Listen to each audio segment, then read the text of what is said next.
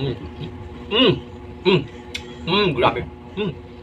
So ayan nga mga ka-very correct, dumating na nga yung in-order ko na BB Pusit. Ayan, tingnan nyo naman, 100 grams po ang laman nito mga ka-very correct ha. Ayan, tingnan nyo naman, buksan nga natin itong ating BB Pusit na in-order.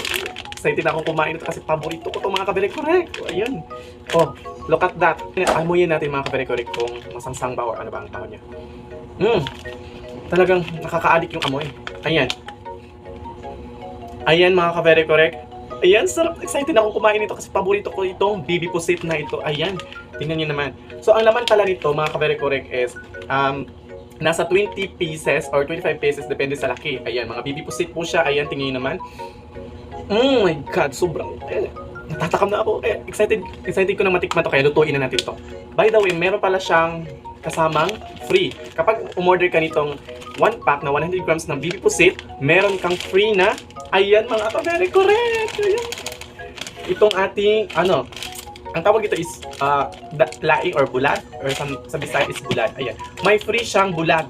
Ayan. Kapag bumili ka nitong ating BB Pusit, meron siyang free. Ayan, sa halagang 116 pesos lang mga ka-very correct. Ayan, tingnan nyo naman, kaya mag-order na kayo ka. Kaya tikman na natin ito. I-try na natin lutuin ito mga ka-very correct kung gaano siya kasarap. Ayan, excited ako. Let's go! So ayan mga ka-very correct, so lutuin na natin itong ating BB Pusit na 100 grams pa ang laman at may pa-free pa siyang, ayan, may free siyang ganito kapag bumili ka nitong ating 1 pack na 100 grams na BB Pusit at may free kang ganito. Kaya excited na akong tikman to at lutuin na natin ito mga ka-very correct. So ayan, lutuin na natin ito sa ating kalan. Ayan.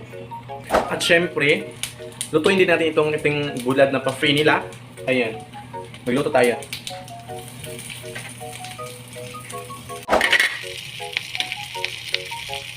Ayan mga ka-very correct na, so tapos na yung niluto nating BB Pusit at yung pa-free nila na itong ating bulad na ito. Ayan, kung sa ano pa is laing. Ayan. So tikman na natin, mas masarap kapag may rice at saka may suka. Ayan. Magbuhos lang tayo ng kaunting suka dito mga ka-very correct, no? Ayan, so oh my God, dito talagang excited na akong matikman tong ating BB Pusit. Ayan. Ayan. So ito na yung moment of truth na sinasabi nila. Ayan, tingnan natin. So ito na. Ay, parang tumutubod yung laway ko dito. Ayan, sarap. Tikman natin na walang suka kung gaano siya kasarap kahit walang suka. So try natin. Grabe. Masarap siya, promise. Hindi siya yung mapait, yung matigas. Normal lang.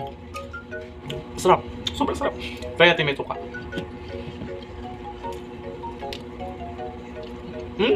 Mas masarap, pero mas masarap din kapag may rice. Ayan. Sobrang sarap. Grabe naman ito. Sobrang sarap. Sarap kamayin din sa ito mga ka-very correct. Kaya mag-order na kayo. Tikman din natin itong ating pa-free nila kung maalat ba o hindi. Kasi sabi nila baka maalat daw yung free. Kaya tikman natin. Ito yung moment of truth. Parang truth. So ayan, go na natin mga ka-very correct to. Ito din na natin to. Ito yung free nila ha. Tikman natin. Hindi siya maalat. Pram, hindi siya maalat. Talagang nakakagana ng kain. Sobra, hindi maalat ito. Hindi siya maalat, promise. Sobra. Parang ayaw ko nang tumigil kumain. Oh my goodness. Napakasarap.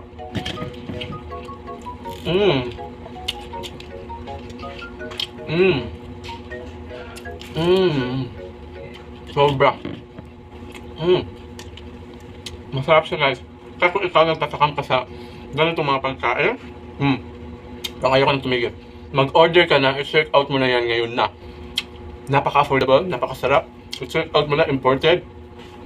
Kaya go na yan, me. Correct.